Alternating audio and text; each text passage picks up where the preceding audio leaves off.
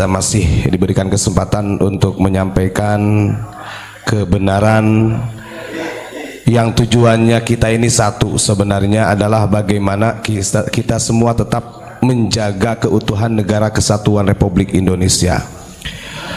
Kalau ada orang yang berkata Indonesia sedang baik-baik saja, kemudian tidak ada ancaman yang akan merubah negara kesatuan Republik Indonesia, itu sangat salah.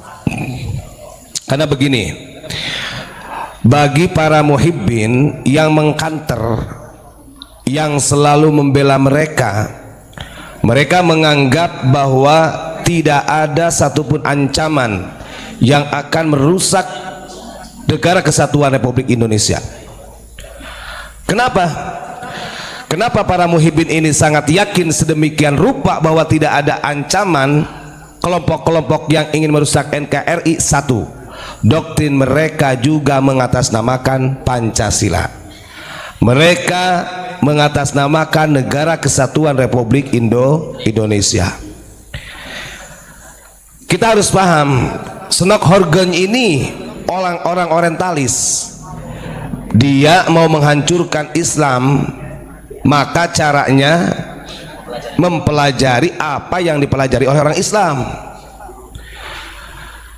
Begitu juga pada saat ini ketika orang-orang yang ingin menghancurkan bangsa Indonesia, maka tentu dia akan mengikuti kebiasaannya atau kebijakan-kebijakan yang ada di Nusantara.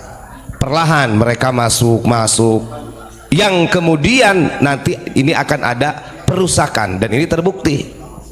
Ini sudah terbukti. Saya katakan, siapapun itu, kalau hanya masih muhibbin dan orang Indonesia, tidak akan kita hiraukan. Kita ini berurusan dengan mereka-mereka imigran yang selalu membawa-bawa nama kebesaran, keagungan, kesucian baginda Rasulullah untuk mendoktrin umat secara rasis. Itu yang kita lawan. Kita harus punya pakem nih, ini untuk hanya sekedar mengingatkan. Kita harus punya pakem. Ini sering saya ulang-ulang di dalam hadis Nabi itu, fitnah terbesar akhir zaman itu ada yang namanya fitnah sarro. Ini sebelum datangnya Dajjal. Ada 3 fitnah tuh. Nah, fitnah sarro ini disampaikan oleh Kanjeng Nabi, dakhanuha min tahti qadamai rajulin min ahli baiti yaz'umu annahu minni falaisa minni. Itu kata Nabi. Fitnah sarro ini akan menyebar sumbunya, asapnya dari telapak kaki seorang laki-laki yang mengaku mengatasnamakan sebagai ahlul baitku, padahal dia bukan ahlul baitku, kata Nabi. Dan sekalipun itu masih ahlul bait, kalau karakteristik sifatnya masih menggunakan sifat jahiliyah, maka ini akan dimasukkan pada kategori fitnah sarro. Nah, ini terjadi. Saya melihat di beberapa media ini ada juga oknum Habib yang mengatakan harusnya Indonesia berterima kasih kepada orang Tarim. Indonesia harus berterima kasih kepada Habib. Nah, ini doktrin. Saya sering katakan istilah Habib ini abad 19 baru masuk di Indonesia. Nah, ini yang kita inginkan counter. Terus kemudian mengenai tadi yang disampaikan oleh Gus Ilyas, karena ini saya ingin menyampaikan biar tidak menjadi salah paham mengenai tentang makbaroh yang diziarahi oleh Abu Yamamah Ghufron. Jadi makbaroh yang tadi diziarahi oleh Abu Yamamah Ghufron ini ada beberapa versi tentang makbarohnya Syekh Ismail bin Abdul Rahim. Nah, makbaroh ini sebagian masyarakat setempat meyakini itu adalah sebagai penghulu atau sesepuh tokoh daripada agama Hindu. Kita tadi banyak bercerita dengan warga masyarakat yang di sana. Nah, sementara dari masyarakat yang di sana sendiri tidak mengetahui beliau ini siapa namanya, zuriyahnya sampai kemana, nasabnya sampai ke siapa, kan begitu. Lalu kenapa ada upaya dari pondok pesantren Unik sampai ingin mencari makbarohnya Syekh Ismail bin Abdul Rahim? Ini catatan sebenarnya untuk menggampar daripada ketua Jatman. Gak apa-apa digampar, digampar dengan ilmu lah maksudnya.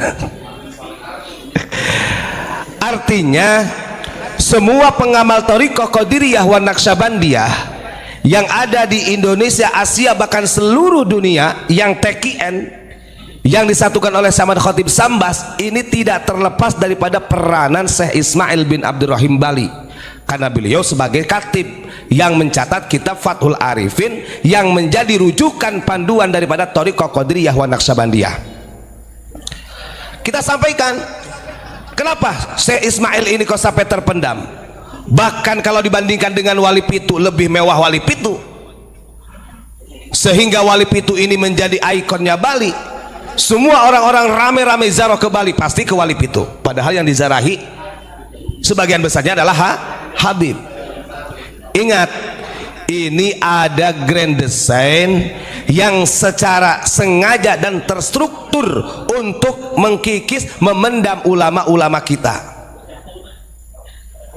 Kemarin saya sampaikan Wali Pitu itu mulai muncul istilahnya di tahun 2000, dan itu pun berdasarkan isyarah, entah itu ru'iyah, mimpi yang dialami oleh Habib Thayyib Z, yaitu.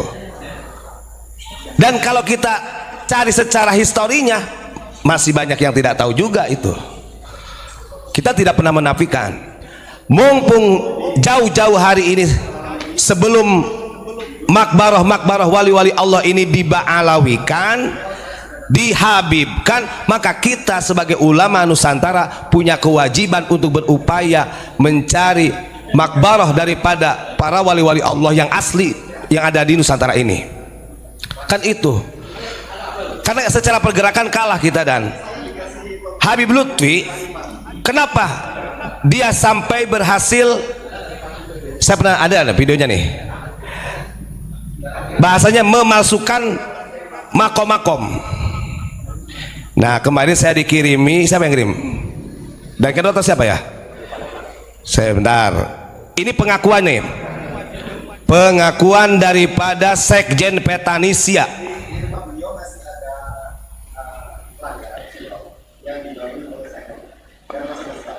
Bentar.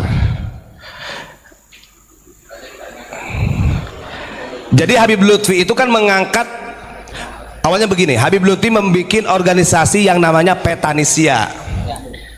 Nah terus kemudian ada sekjen yang diangkat oleh dia, sekretaris jenderalnya, yaitu Habib Hani, yang kapan hari anaknya itu menghina kita, bahkan mengabarkan si Uban sudah meninggal, jangan sampai diterima oleh bumi karena anak haram. Alhamdulillah saya disebut anak haram. Nah bisa dibuka di YouTube-nya. Habib Hani dia mengatakan ketika ceramah di Cilongok bahwa dirinya mendapat mandat kuat dari Habib Lutfi sebagai sekjen Petanisia untuk mencari kuburan-kuburan yang tidak terawat, yang akhirnya berhasil. Ini yang disebut dengan terstruktur. Akhirnya kuburan-kuburan banyak yang dibangun, kemudian diba'alawikan. Nah ini namanya terstruktur. Nah daripada nanti itu ketika sudah ketemu ada makbarah Syekh Ismail dijadikan ba'alawi, maka kita harus lebih duluan untuk merawat makbarah daripada Syekh Ismail bin Abdurrahim. Cuman secara literasi kita ini masih berupaya, mohon doanya aja, mohon doanya dari para jamaah semuanya, doakan mudah-mudahan kita bisa dipertemukan dengan dzurriyyah-dzurriyyahnya langsung dari Syekh Ismail bin Abdurrahim. Karena untuk memutuskan makbarah tersebut kita tidak bisa hanya mengandalkan secara ru'yah, saya mengandalkan secara ilham, secara supranatural atau spiritual Indonesia, nggak bisa. Ini harus ada data yang akurat sehingga nanti publik bisa menerima. Itu tujuannya. Terus kemudian yang ingin saya tanggapi dari pertanyaan tadi Habib Novel ya, bahwa dia mengatakan kalau tidak ada Habib Indonesia kiamat.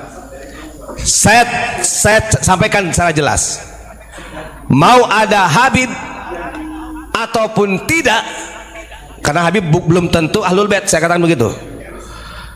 Habib ini bukan menjadi wasilah keamanan muka bumi ataupun Indonesia. Ingat, ini kan dia mengambil dari Al-Barjangji sebenarnya yang pernah kita sampaikan juga, dia mengatakan bahwa Ahlul Baitil Mustafa Tuhuri hum amanul arifat dakiri.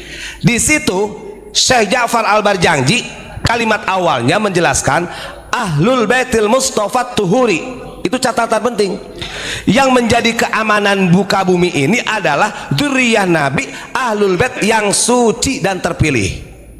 Nah ini kan kalau orang faham dengan narasinya Habib Novel ini, oh ini rasis sebenarnya, supaya warga masyarakat Indonesia mengakui bahwa seluruh Habib yang ada di Indonesia adalah Ahlul Bait. Itu sehingga dia memproklamirkan bahwa Habib ini adalah pemberi keamanan di Indonesia. Kalau tidak ada Habib, kiamat. Nah ini double, ini doktrin sesat. Nah itu harus kita counter ya. Nah itu saja yang saya sampaikan. Yang terakhir untuk para jamaah, jangan pernah goyang untuk menyampaikan. Panjenengan mau melihat video saya di roasting sama orang ataupun video siapa saja yang di roasting oleh para muhibin, gak usah goyang, karena tugasnya mereka itu memang untuk mengkanter, mencari kesalahan, padahal dia sendiri narasi secara mata naskahnya tidak tahu.